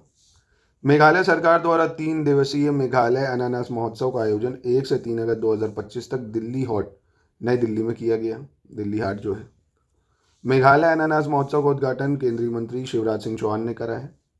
और पहला बिम्स्टेक पारंपरिक संगीत महोत्सव 2025 जो है 4 अगस्त 2025 को बेंगलुरु में आयोजित किया गया है। तो कौन सा सही हो जाएगा। तो यहाँ आप देखेंगे पहला दूसरा सही है, तीसरा गलत हो जाएगा, क्योंकि पहला बिम्स्टेक पारंपरिक संगीत महोत्सव की बात करें 4 अगस्त 2025 को तो हुआ, पर ये बेंगलुरु में नहीं हुआ, न्यू दिल्ली में हुआ ये। ठीक है, चलो अगला देखते हैं। क्वेश्चन नंबर 58 क्या कह रहे हैं। कह रहे हैं उत्तर पूर्वी क्षेत्र जिला सतत विकास लक्ष्य सूचकांक 2023-24 के अनुसार कौन सा जिला शीर्ष 4 जिलों में से नहीं आता है भाई। तो कौन सा जिला शीर्ष 4 जिलों में से नहीं आता है। तो यह है वेस्ट त्रिपुरा और त्रिपुरा। ठीक है, ये हो जाएगा आपका। अब क्वेश्चन 59 में आपको सही बताना है। अगस्त 2025 में नशा मुक्त भारत अभियान के 5 साल पूरे हो गए। कह रहा है नशा मुक्त होना चाहिए, नशा मुक्त भारत। 5 अगस्त 2025 को उत्तराखंड के उत्तरकाशी जिले के धराली गांव में मूसलाधार बारिश के कारण खीर गंगा नदी में बाढ़ आई थी। राजस्थान राज्य ने आवारा कुत्तों पर सुप्रीम कोर्ट के 28 अगस्त 2025 के आदेशों को लागू करने के लिए विस्तृत दिशा निर्देश जारी किए हैं। कौन सा यहाँ पे सही हो जाएगा भाई। तो यहाँ आप देखेंगे तीनों स्टेटमेंट सही हो जाएंगे।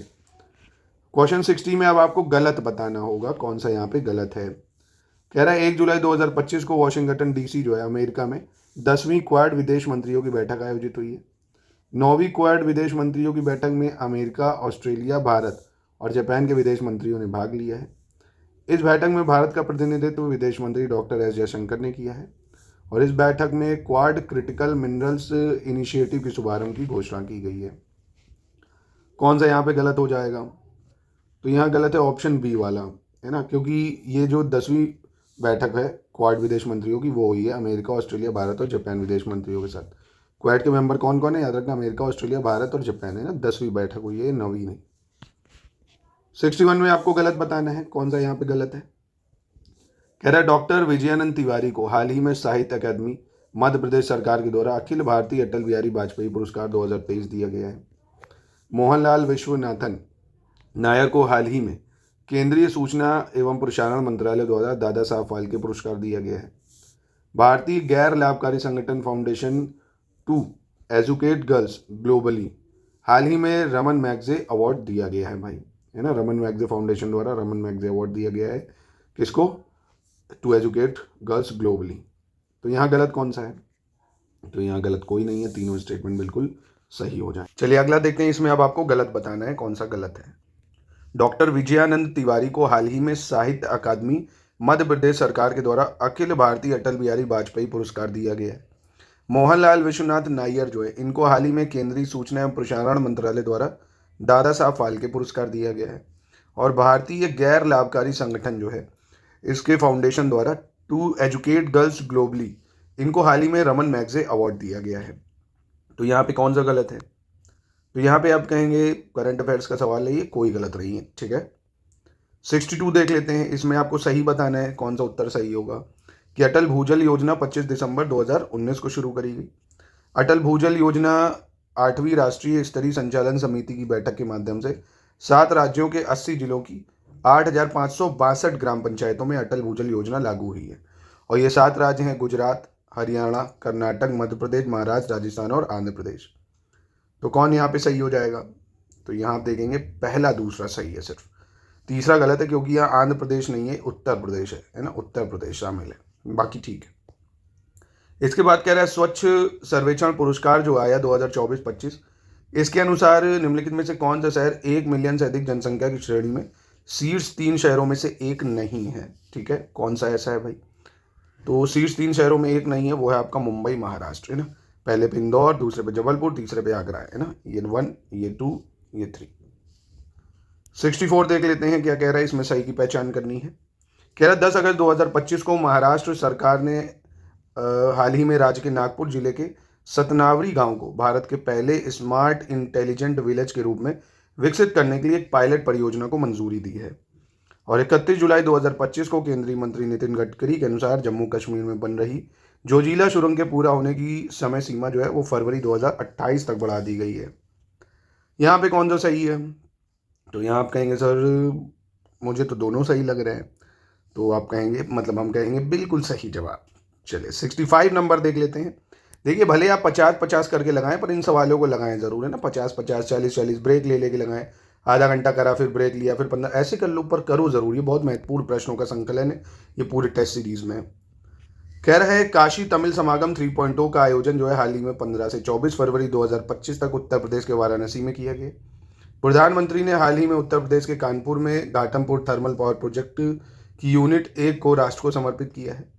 उत्तर प्रदेश सरकार ने हाल ही में 60 वर्ष से अधिक आयु के ट्रांसजेंडर नागरिकों को वृद्ध आश्रम की सुविधा प्रदान करने का निर्णय लिया है। कौन सा गलत होगा यहाँ पे? तो यहाँ पे कोई गलत नहीं होगा, तीनों सही हो जाएंगे। 66 देख लेते हैं, इसमें भी गलत की पहचान करनी है। उत्तर प्रदेश के मुख्यमंत्री योगी आदित्यनाथ ने हाल ही में 3 मार्च 2024 को मुख्यमंत्री युवा उद्यम विकास अभियान योजना शुरू की है। मई 2025 में उत्तर प्रदेश को फार्मास्यूटिकल हब के रूप में विकसित करने के लिए उत्तर प्रदेश राज्य औद्योगिक विकास प्राधिकरण और IIT BHU के बीच एक समझौता ज्ञापन पर हस्ताक्षर हुआ है। मई 2025 में उत्तर प्रदेश के वाराणसी जिले में एक नया औद्योगिक क्षेत्र स्थापित करने की घोषणा की गई है। कौन सा गलत है भाई यहाँ पे? तो यहाँ पे कोई गलत नहीं होगा, ठीक है। 67 में गलत की पहचान करनी, कौन सा गलत है? भारतीय राष्ट्रीय कांग्रेस का दूसरा जो अधिवेशन है वो मद्रास में आयोजित हुआ। भारतीय राष्ट्रीय कांग्रेस का दूसरा अधिवेशन दादा भाई नौरोजी की अध्यक्षता में आयोजित हुआ। और भारतीय राष्ट्रीय कांग्रेस का दूसरा अधिवेशन 1886 में हुआ। कौन सा सही है यहाँ पे? मतलब गलत है। तो यहाँ जो पहला वाला है ये गलत हो जाएगा, क्योंकि दूसरा जो अधिवेशन है ये मद्रास में नहीं कलकत्ता में हुआ था, ठीक है, कलकत्ता में हुआ था ये, और 1886 में हुआ और अध्यक्षता करी दादा भाई नौरोजी ने। फिर कह रहे हैं इसमें से सही बताना है कौन सा है। ब्रिटिश ईस्ट इंडिया कंपनी का स्थापना वर्ष 1602, Dutch east India company 1600, French east India company 1664, Danish east India company 1602। कौन सा यहाँ सही सुमेलित है? तो यहाँ फ्रेंच ईस्ट इंडिया कंपनी 1664 में बनी, ये ठीक है। ब्रिटिश ईस्ट इंडिया कंपनी की बात करें ये 1600 में बनी थी, और वहीं डच ईस्ट इंडिया कंपनी की बात करें तो ये 1602 में बनी थी, और डैनिश ईस्ट इंडिया कंपनी की बात करें 1616 में बनी थी। फिर कह रहा है निम्नलिखित में से किस शहर के निवासी जॉनथन डंकन ने हिंदू कानून और दर्शन शास्त्र के अध्ययन के लिए 1791 में संस्कृत कॉलेज की स्थापना की थी? तो संस्कृत कॉलेज की स्थापना किसने की? जॉनथन डंकन ने। कहाँ पे करी? बनारस में करी, ठीक है। चलो 70 नंबर, इसमें सही बताना है। 17 अक्टूबर 1940 को महात्मा गांधी के नेतृत्व में व्यक्तिगत सत्याग्रह आंदोलन शुरू हुआ। व्यक्तिगत सत्याग्रह आंदोलन के प्रथम व्यक्तिगत सत्याग्रही ब्रह्मदत्त थे, और व्यक्तिगत सत्याग्रह आंदोलन के दूसरे व्यक्तिगत सत्याग्रही जवाहरलाल नेहरू थे। व्यक्तिगत सत्याग्रह आंदोलन के तीसरे व्यक्तिगत सत्याग्रही विनोबा भावे जी थे। कौन सा सही होगा यहाँ पे? तो यहाँ पे आप देखेंगे पहला तीसरा सिर्फ सही है, दूसरा गलत है, तीसरा गलत है, क्योंकि प्रथम सत्याग्रही थे विनोबा भावे, पहले कौन थे? विनोबा भावे जी, है ना, ठीक। और दूसरा मतलब दूसरा तो गलत हो गया, तीसरा सही है। और तीसरे व्यक्तिगत सत्याग्रह की अगर बात करें तो ये ब्रह्मदत्त जी थे, ये थे ब्रह्मदत्त तीसरे पे, ठीक है। पहले विनोबा भावे, दूसरे हो गए पंडित नेहरू जी हमारे, और तीसरे हो गए ब्रह्मदत्त जी। याद रखना, कई बार पूछा गया है सवाल। आगे देख लेते हैं, क्वेश्चन नंबर 71 में गलत बताना है। वायसराय लॉर्ड लिटन ने भारतीयों को राय बहादुर की उपाधियां प्रदान करना प्रारंभ किया था। लॉर्ड कॉर्नवालिस को भारत में सिविल सेवा का जनक माना जाता है। बंगाल में ब्रिटिश वस्तुओं के बहिष्कार का जो सुझाव है सबसे पहले 1905 में कृष्ण कुमार मित्र ने ही दिया था। तो यहाँ पे कौन सा गलत है? तो यहाँ आप कहेंगे कोई गलत नहीं है। ठीक है, क्वेश्चन 72 में अब गलत की पहचान करनी है। कौन सा यहाँ गलत है? सन्यासी आंदोलन 1763 से 1800 तक चला। सन्यासी विद्रोह बिहार और बंगाल में चला। सन्यासी विद्रोह के जो मुख्य नेता थे वो थे बुद्धू भगत। कौन थे? बुद्धू भगत। तो यहाँ गलत कौन सा है? तो यहाँ गलत हो जाएगा तीसरा, क्योंकि सन्यासी जो विद्रोह था इसके मुख्य नेता एक तो थे मजनू शाह जी। ठीक है, मूसा शाह, मजनू शाह है, मूसा शाह है, भवानी पाठक है ना, ये लोग थे इसके प्रमुख नेता। तो यहाँ तीसरा वाला गलत है सर। ठीक है, चलो इसको ध्यान से पढ़ो, इसमें भी आपको गलत की ही पहचान करनी है। कौन सा यहाँ पे गलत होगा? संयुक्त राज्य लोक सेवा आयोग के जो अध्यक्ष है और सदस्यों की नियुक्ति राष्ट्रपति करता है। संयुक्त राज्य लोक सेवा आयोग के अध्यक्ष का कार्यकाल जो है वो 6 वर्ष या 65 वर्ष जो भी पहले हो जाए। और संयुक्त यानी ज्वाइंट स्टेट पब्लिक सर्विशन की बात कर रहे हैं। संयुक्त राज्य लोक सेवा आयोग संबंधित राज्यपालों को वार्षिक प्रगति रिपोर्ट प्रस्तुत करता है और राज्यपाल इसे राज्य विधानमंडल के समक्ष प्रस्तुत करता है। तो यहाँ पे कौन सा गलत हो जाएगा? तो यहाँ गलत है बी वाला, क्योंकि इनका कार्यकाल जो है 6 वर्ष या 65 वर्ष तक ही होता है। ठीक है, 6 ईयर या 62 ईयर्स। चलिए 74 देखते हैं। इसमें कह रहा है आर्टिकल 32, 33, 34 के बारे में कौन सा सही है? आर्टिकल 32 कह रहा है संवैधानिक उपचारों के अधिकार के संबंध में प्रावधान है, और अनुच्छेद 33 जो है इसके अंतर्गत कानून बनाने की शक्ति संसद और राज्य विधानमंडल दोनों में नहीं थे। अनुच्छेद 34 भारत में कहीं भी मार्शल लॉ लागू होने पर मौलिक अधिकारों पर प्रतिबंध लगाया जाता है। तो यहाँ आप देखेंगे 32 बिल्कुल सही है, 34 भी सही है, 33 गलत है। 33 कहता है पावर देता है पार्लियामेंट को टू रिस्ट्रिक्ट और modify fundamental right for member of armed forces, है ना, यानी जितने भी पुलिस वाले हैं, इंटेलिजेंस ऑफिसर हैं, इनके फंडामेंटल राइट को रिस्ट्रिक्ट किया जा सकता है। ये नहीं कह सकते हैं कि अरे भाई कोरोना में हम क्यों ड्यूटी करें, हमारी हेल्थ जाएगी, राइट टू लाइफ है, इनको नहीं मिलेगा। तो ये 33 कहता है, ये नहीं कहता, ये 33। ठीक है, 75 देख लेते हैं, सही बताना है 75 में कौन सा सही होगा। अंतर्राज्यीय परिषद यानी इंटर स्टेट काउंसिल जो है ये एक स्थायी समिति है, यानी स्टैंडिंग कमेटी है। अंतर्राज्यीय परिषद की स्थायी समिति की जो स्थापना 1996 में परिषद के विचारार्थ मामलों पर सतत चर्चा के लिए की गई थी, यानी standing committee of inter state council was establish in 1996 for continuous discussion on matter under consideration of council. अंतर्राज्यीय परिषद की स्थायी समिति के जो अध्यक्ष हैं इसके रूप में केंद्रीय वित्त मंत्री को चुना जाता है, कह रहे हैं। और अंतर्राज्यीय परिषद की स्थायी समिति में 5 केंद्रीय कैबिनेट मंत्री और 9 मुख्यमंत्री अन्य सदस्य के रूप में होते हैं।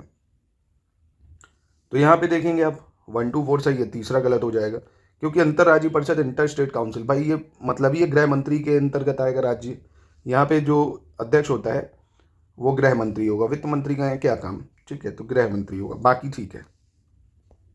चलो 76 नंबर, इसमें आपको मिलान करना है, सही मिलान मतलब मैचिंग करनी होगी। 79, 80, 81, 83। अनुच्छेद 79 संसद की संरचना की बात करता है। किसकी बात करता है? संसद की संरचना की बात करता है। अनुच्छेद 80 में राज्यसभा की संरचना की बात है। 81 में लोकसभा की संरचना की बात है। 83 में संसद के सदनों की अवधि है। याद रखना इंपॉर्टेंट है। 79 में क्या है? Composition of parliament.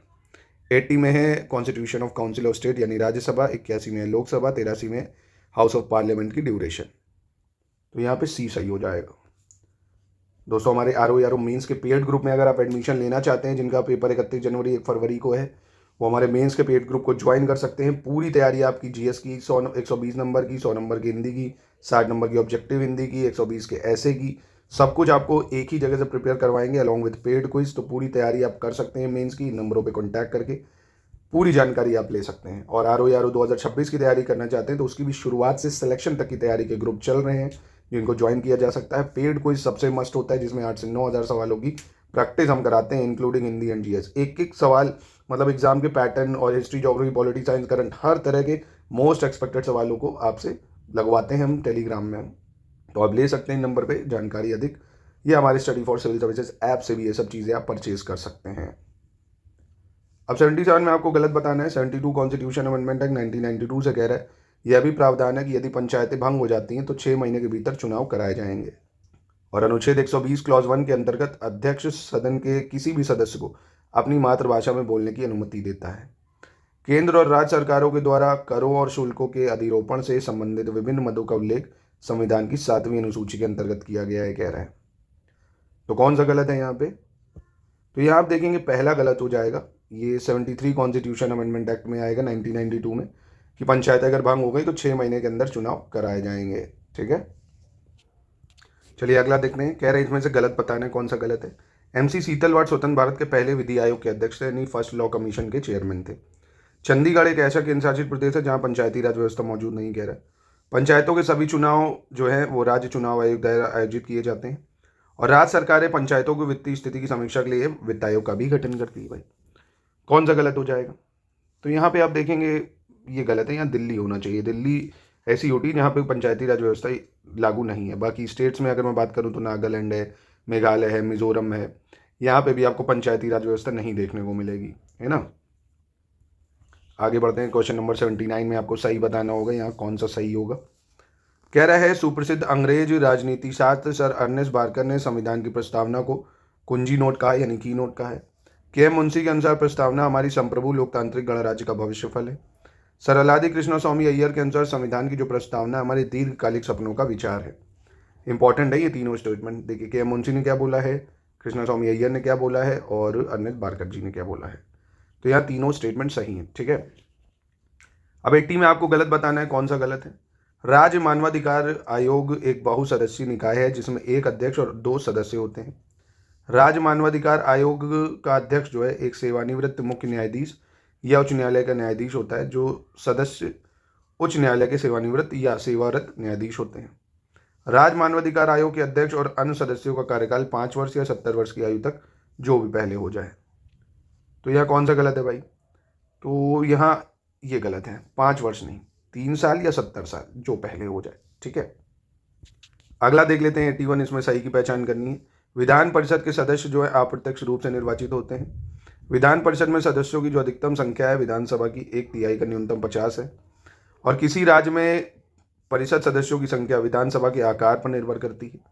हालांकि संविधान ने परिषद की अधिकतम और न्यूनतम संख्या तय की है, लेकिन इसकी वास्तविक संरचना संसद द्वारा निर्धारित की जाती है। तो कौन सा यहाँ पे सही होगा? तो यहाँ 134 सही है, दूसरा गलत हो जाएगा।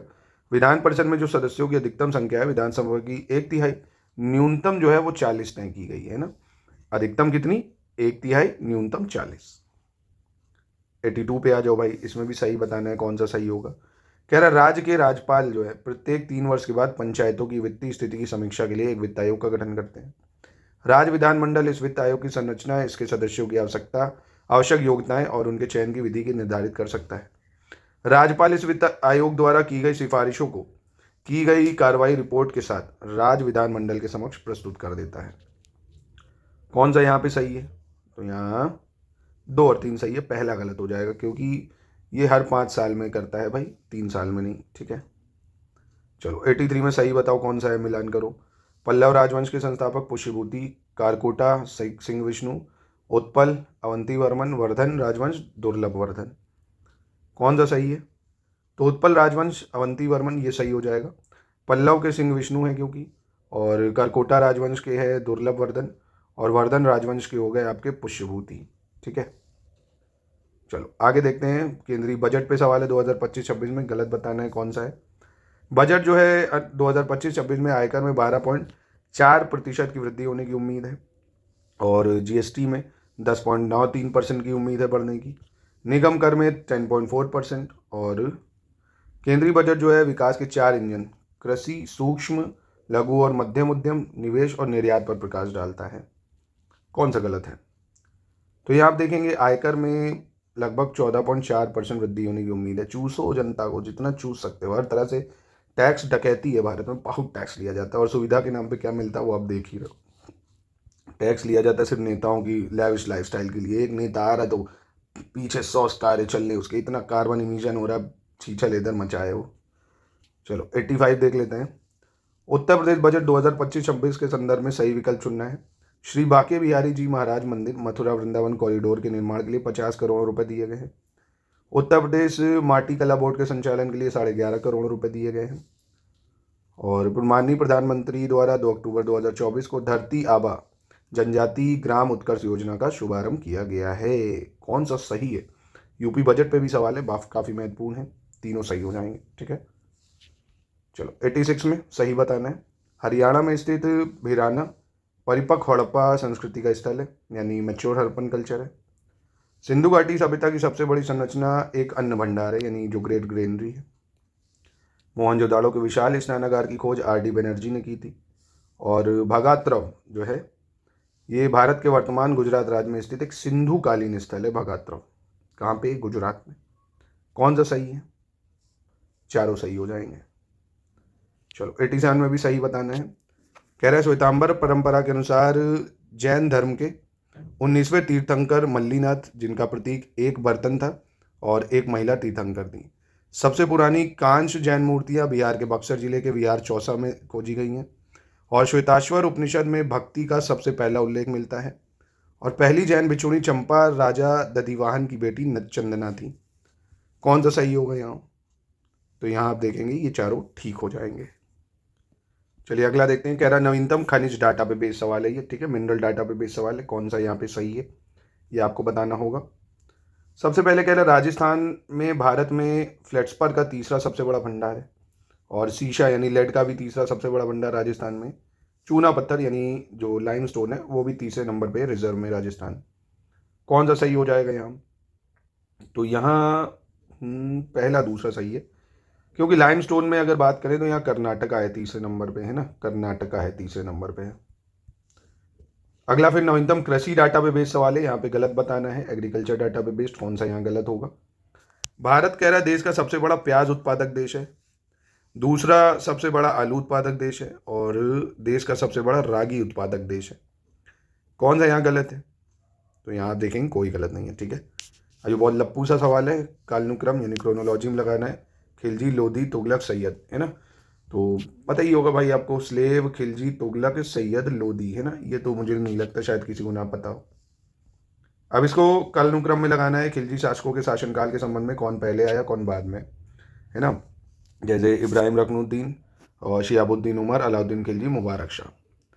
तो इब्राहिम रकनुद्दीन ये 1296 में था। शिहाबुद्दीन की बात करें अगर तो ये 1316 में आएगा। 1316 में आएगा। और अलाउद्दीन खिलजी की बात करें तो ये 1296 से 1316 तक चलेगा। फिर उसके बाद अंतिम मुबारक शाह होता है 1316 से 1320। ये सब जरूर कर लेना इन सभी राजाओं के, स्लेव, खिलजी, तुगलक, सैयद, लोधी, जितने भी इसमें राजा रहे इनकी क्रोनोलॉजी जरूर कर लेना। इससे सवाल पूछ लेता है आपसे, है ना, देखा होगा आपने प्रीवियस ईयर्स में। सल्तनत काल के प्रशासन के संदर्भ में सही बताना है। इसमें कौन सा सही होगा? कह रहा है मुशारिफ मुमालिक महालेखा परीक्षक, मुस्तौफ मुमालिक महालेखाकार, दीवान अशरफ लेखा परीक्षक विभाग, दीवान वकूफ़ व्यय पत्रों की देखभाल। तो यहाँ कौन सा सही हो जाएगा? तो यहाँ आप देखेंगे दीवान अशरफ लेखा परीक्षक विभाग, दीवान वकूफ़ व्यय पत्रों की देखभाल, ठीक है।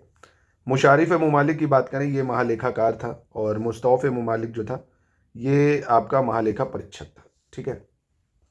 93 विजयनगर साम्राज्य के संबंध में सही विकल्प का चयन करना है। कौन सा सही होगा? स्थापना वर्ष 1336 और संस्थापक हरिहर और गूका, राजकीय सिक्के वरा, सोने का सिक्का चलाया जिसने, धर्म था शैव और भाषा थी संस्कृत। कौन सा सही है यहाँ? तो यहाँ 1 2 3 4 सही है, पांचवा गलत हो जाएगा क्योंकि भाषा जो थी इनकी तेलुगु थी, है ना। भाषा कौन सी थी? तेलुगु थी। अगला देखते हैं 94। इसमें सही की पहचान करनी है। कौन सा सही होगा? शाहजहां का मकबरा, शेरशाह का मकबरा, हुमायूं का मकबरा, बाबर का मकबरा। किसका मकबरा कहाँ पे बना हुआ है? जैसे शाहजहां का मकबरा भाई वहीं पे इसने सब बनवाया तो आगरा ही में है। शेरशाह का मकबरा सासाराम में है। हुमायूं का मकबरा दिल्ली में है। बाबर का मकबरा काबुल में है, ठीक है, याद रहेगा। शाहजहां आगरा और शेरशाह सासाराम, हुमायूं हो गया दिल्ली, बाबर हो गया काबुल, ठीक है, तो डी हो जाएगा। 95 में सही की पहचान करनी है। अथर्ववेद का फारसी में अनुवाद हाजी इब्राहिम सरिंदी ने किया। कालिया दमन का फारसी में अनुवाद अबुल फजल ने आयगर दानिश नाम से किया। तुरूक बाबरी का फारसी में अनुवाद अब्दुल कादिर बदायूनी ने किया। सिंहासन बत्तीसी का फारसी में अनुवाद अब्दुल रहीम खाने खाना ने किया। कौन सा सही है? पहला दूसरा यहाँ सही हो जाएगा क्योंकि तुजूक बाबरी की अगर बात करें, है ना, तुजूक बाबरी फारसी में अनुवाद हुआ पर यह करा अब्दुल रहीम खाने खाना ने, अब्दुल रहीम खाने खाना। सिंहासन बत्तीसी का करा अब्दुल कादिर बदायूनी ने, ठीक है। चलो 96 नंबर में सही की पहचान करनी है। कौन सा सही होगा? कह रहा है संतुलित उर्वरकों का उपयोग उत्पादन बढ़ाने, खाद्य गुणवत्ता में सुधार लाने और भूमि उत्पादकता बनाए रखने के लिए किया जाता है। पंजाब राज्य भारत में अनुबंध खेती को लागू करने में अग्रणी है। एक ही भूमि पर एक ही समय में 2 या 2 से अधिक फसलें उगाना अंतर फसल कहलाता है, इंटर क्रॉपिंग कहलाता है। तो यहाँ कौन सा सही हो जाएगा? तो यहाँ 1 2 3 सही है।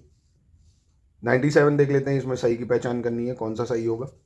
भारत में जैविक कृषि यानी जो ऑर्गेनिक फार्मिंग है उसको बढ़ावा देने के लिए 10वीं पंचवर्षीय योजना के अंतर्गत अक्टूबर 2004 में राष्ट्रीय जैविक कृषि परियोजना शुरू की गई थी। किसान क्रेडिट कार्ड योजना 1998 से पूरे देश में लागू है और इसका क्रियान्वयन वाणिज्यिक बैंकों, सहकारी बैंकों और क्षेत्रीय ग्रामीण बैंक द्वारा किया जाता है। खाद्य एवं कृषि संगठन इसके मानकों के अनुसार खाद्यान्नों के सुरक्षित भंडारण के समय सापेक्ष आर्द्रता को 18% तक होनी चाहिए, यानी जो ह्यूमिडिटी है, रिलेटिव ह्यूमिडिटी। तो यहाँ देखेंगे आप, पहला दूसरा सही है, तीसरा गलत है। सापेक्ष आर्द्रता जो है हमें 14% तक चाहिए, 18 ज़्यादा हो जाएगी काफ़ी। चलो, स्थानांतरित कृषि को किस देश में क्या बोला जाता है उस पर बेस सवाल है। अब ये मिलान करना है आपको। रोका, कैंगिन, चेना और आपका तमराई। तो रोका बोलते हैं ब्राज़ील में, ठीक है, कैंगिन बोलते हैं फिलीपींस में, और चीना बोलते हैं श्रीलंका में, तामराई बोलते हैं थाईलैंड में। तो यहाँ ऑप्शन बी हो जाएगा। 99 में सही की बात कर रहा है, गुलाबी, पीली, हरी, श्वेत क्रांति की बात कर रहा है, ठीक है। कौन सा सही है इसमें से? गुलाबी क्रांति झींगा उत्पादन के लिए यानी श्रिम्प प्रोडक्शन के लिए, और पीली क्रांति तिलहन उत्पादन के लिए, हरित क्रांति कृषि उत्पादन के लिए, श्वेत क्रांति दूध उत्पादन के लिए।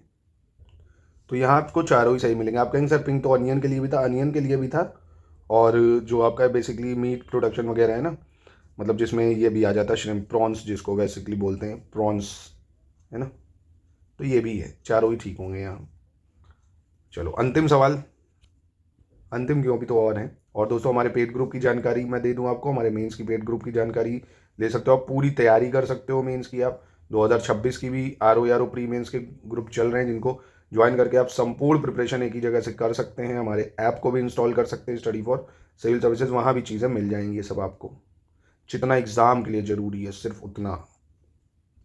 अब इसमें कह रहा है कौन सा सही सुमेलित नहीं है, ठीक है। लौकी की किस्मों के संबंध में है ये। पूषा मेघदूत, पूषा मुक्ता, पूषा नवीन और सम्राट, बताइए। तो यहाँ आप देखेंगे पूषा मुक्ता जो है ये गोभी की किस्म है, किसकी है? गोभी की। तो एग्रीकल्चर का सवाल था, ये गोभी की किस्म है। बाकी ठीक है। 101 नंबर देखते हैं, इसको क्रोनोलॉजी में लगाना है। नाबार्ड कब बना, सिडबी कब बना, नेशनल हाउसिंग बैंक कब बना और नेशनल इंफ्रास्ट्रक्चर डेवलपमेंट बैंक कब बना। तो नाबार्ड तो बहुत ही इंपॉर्टेंट है, याद रखो, वनडे के एग्जामों में तो अकेले यही पूछ लेता है। 1982 में बना था ये। भारतीय लघु उद्योग विकास बैंक यानी सिडबी 1990 में बना था। नेशनल हाउसिंग बैंक की अगर बात करें तो 1988 का है ये। और आपका नेशनल इंफ्रास्ट्रक्चर बैंक जो है ये तो अभी नया ही है, राष्ट्रीय अवसंरचना एवं विकास संतोषण 2021 में आया है, ठीक है। तो इसका क्रोनोलॉजी ए हो जाएगी। अगला देख लेते हैं, इसमें आपको सही की पहचान करनी है। वित्तीय संस्था का नाम है और मुख्यालय भारतीय राष्ट्रीय भुगतान निगम नई दिल्ली, भारतीय प्रतिभूति एवं विनिमय board Mumbai, national securities depository limited Lucknow. कौन सा यहाँ पे सही होगा? तो यहाँ आप देखेंगे सिर्फ दूसरा वाला सही है, क्योंकि भारतीय राष्ट्रीय भुगतान निगम जो है ये आपको देखने को मिलेगा मुंबई में, ठीक है। ये कहाँ पे है? मुंबई में ही है। नेशनल सिक्योरिटीज़ डिपॉजिटरी लिमिटेड की अगर बात करें तो ये कहाँ देखने को मिलेगा आपको? ये भी मुंबई में ही देखने को मिलेगा आपको, है ना। दोनों ही मुंबई में, इसलिए दो सही है। अगला कह रहा है कौन सा कर केंद्र सरकार में शामिल नहीं है भाई, है ना। Which tax is not subsumed under central government. तो central excise duty, service tax, sales tax या एडिशनल ड्यूटी ऑफ कस्टम। ये आसान है यार। देखो सेल्स टैक्स जो है बिक्री कर, ये केंद्र सरकार के अंतर्गत नहीं आता है ना। ये अपना जो है राज्यों के अंदर आ जाएगा। अब इसमें मिलान करना है भाई। कोठारी आयोग और दंतेवाला समिति, शिवरमन समिति, हनुमंतराव समिति कब कब बनी, कौन सी, है ना। तो जैसे कोठारी आयोग की बात करें तो 1964 हो जाएगा। दंतेवाला समिति की बात करें 1977 हो जाएगा। शिवरमन कमेटी की बात करें 1979 हो जाएगा। हनुमंतराव समिति की बात करें 1997 हो जाएगा। तो ऑप्शन ए सही है इसका, ठीक है। अगला देखते हैं, कह रहा है किस लेखक ने spread, in fact and backwash, spread effect and backwash effecting economic development नामक पुस्तक लिखी है। Spread effect and backwash effect in economic development, तो ये किसके द्वारा लिखी गई है? ये लिखी है गुन्नार मिर्डल ने, गुन्नार मिर्डल। 106 में गलत की पहचान करनी है, कौन सा गलत होगा? योजना आयोग की स्थापना 1950 में केसी नियोगी की अध्यक्षता में एक सलाहकार योजना बोर्ड की सिफारिश के आधार पर हुई थी। जवाहरलाल नेहरू योजना आयोग के पहले अध्यक्ष थे और प्रधानमंत्री इसके पदेन अध्यक्ष होते हैं, यानी एक्स ऑफिशियो चेयरमैन होते हैं। तो कौन सा गलत है? तो यहाँ कोई गलत नहीं होगा। चलिए अगला देख लेते हैं 107। इसमें भी आपको सही की पहचान करनी है। प्रति व्यक्ति आय ज्ञात करने के लिए राष्ट्रीय आय को कुल जनसंख्या से विभाजित किया जाता है। एक वित्तीय वर्ष में किसी देश द्वारा उत्पादित वस्तुओं और सेवाओं का शुद्ध मूल्य राष्ट्रीय आय के रूप में जाना जाता है। वाई के अलग समिति का गठन जो है गरीबी मापने के लिए योजना आयोग द्वारा 1997 में किया गया था। कौन सा सही है यहाँ पे? तो यहाँ पे आप देखेंगे पहला दूसरा सिर्फ सही हो जाएगा, क्योंकि जो अलग कमेटी है इसकी बात करेंगे तो गरीबी मापने के लिए है, ठीक है, पर इसकी जो गठन है ये 1977 में हुआ था, 1977 में, ना कि 1997 में, ठीक है, तो ये गलत है। 108 देखते हैं, इसमें सही की पहचान करनी है। कह रहा 1949 में पीसी महानलोबिस की अध्यक्षता में एक राष्ट्रीय समिति का गठन हुआ। इस समिति की अनुशंसा पर 1951 में केंद्रीय सांख्यिकी संगठन की स्थापना हुई। केंद्रीय सांख्यिकी संगठन 1955 से कार्य करना शुरू किया। भारत में राष्ट्रीय आय से संबंधित सभी पहलुओं की जो गणना है वो केंद्रीय सांख्यिकी संगठन द्वारा की जाती है। कौन सा सही है यहाँ पे? तो यहाँ आप देखेंगे ये चारों ही सही हो जाएंगे, ठीक है। 109 देखते हैं, संयुक्त राष्ट्र द्वारा घोषित अंतर्राष्ट्रीय वर्ष के संबंध में बताना है गलत कौन सा है। International year declared by UN, ठीक है, कौन सा इनकरेक्ट है? खैर 2020 अंतर्राष्ट्रीय पादप स्थापना वर्ष यानी international year of plant health. सतत पर्वतीय विकास का अंतर्राष्ट्रीय वर्ष 2022। महिला किसान का अंतर्राष्ट्रीय वर्ष 2025। बाजरा का अंतर्राष्ट्रीय वर्ष 2023। तो यहाँ कौन सा गलत है? तो यहाँ आप देखेंगे महिला किसान का अंतर्राष्ट्रीय वर्ष या international year of women farmer, ये जो है अगला साल रखा है हमने, 2026 रखा है, तो इंपॉर्टेंट है, पूछा जा सकता है ये। 110 देख लेते हैं, इसमें आपको सही की पहचान करनी है, कौन सा सही होगा। कह रहा कौमी आवाज़ अखबार की शुरुआत जवाहरलाल नेहरू और रफ़ी अहमद किदवई ने की थी। और देवबंद आंदोलन की शुरुआत उत्तर प्रदेश में सहारनपुर जिले के देवबंद में हुई। उत्तर प्रदेश में पर्यटन को बढ़ावा देने के लिए पहला ट्रैवल मार्ट 2013 में लखनऊ में आयोजित किया गया। रोजगार सृजन की दृष्टि से उत्तर प्रदेश का सबसे बड़ा जो उद्योग है हथकरघा और वस्त्र उद्योग है। कौन सा सही है यहाँ? तो यहाँ एक तो पहला सही है और चौथा सही है, दूसरा तीसरा गलत हो जाएगा, क्योंकि देवबंद आंदोलन सहारनपुर से 1866 में शुरू हुआ था, 1866 में, ठीक है। और पर्यटन को बढ़ावा देने के लिए पहला ट्रैवल मार्ट 2015 में शुरू हुआ है, तो 1 और 4 सिर्फ सही है यहाँ। 111 कह रहा है निम्नलिखित को सही क्रम में व्यवस्थित करना है। बिजली बांध रोशनी नदी, अब ये रीजनिंग के सवाल आ गए आपके, है ना। बिजली बांध रीजनिंग नदी, मतलब रीजनिंग कह रहा हूँ, बिजली बांध रोशनी नदी, तो क्या होता है सबसे पहले भाई? सबसे पहले हम क्या करते हैं, नदी चाहिए हमें, सबसे पहले क्या चाहिए, नदी चाहिए कोई, फिर नदी के ऊपर हम क्या करेंगे, बांध बनाएंगे भाई, नदी के ऊपर बांध बनाएंगे। उसके बाद हम क्या करेंगे, उसमें शक्ति संयंत्र पावर प्लांट लगाएंगे। उसके बाद बिजली बनेगी भाई, है ना। उसके बाद क्या होगा, बिजली बनेगी, फिर रोशनी होगी, यानी ये हो जाएगा सी, सिंपल था। अब इसमें लुप्त संख्या आपको ज्ञात करनी है, 3 2 4 और 5 4 6 7 और 4 2 5, ठीक है। तो बहुत ही आसान है, देखो कैसे, 4 3 12, 12 दूनी 24, 24 का आधा 12, ऐसे 6 पंचे 30 और 4 3 12 120, 120 का आधा 60 हो गया, 5 चौको 20, 20 दूनी 40, 40 का आधा 20 हो जाएगा, ये हो गया आंसर। फिर कह रहा 24 दिसंबर 1982 को शनिवार था, तो 22 दिसंबर 1984 को सप्ताह का कौन सा दिन होगा?